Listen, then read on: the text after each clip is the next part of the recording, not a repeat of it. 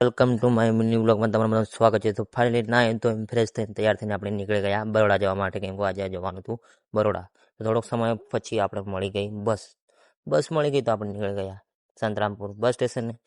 તો આવી ગયા ફાઇનલ બસ સંતરામપુર બસ સ્ટેશને આવી ગયા. તો બસ તો મળી નહીં, તો ચાલો પંખો મળ્યો એટલે દેશી હવા ખાઈએ આપણે. એટલામાં કાકાનો કોલ આવ્યો એટલે પાછા યુટર્ન મારીને આપણે ગયા ઘર બાજુ. અને મારા વાળ મોટા હતા તો થોડુંક કાપી નાખીએ એમ વિચાર હતો, કાપી નાખ્યા.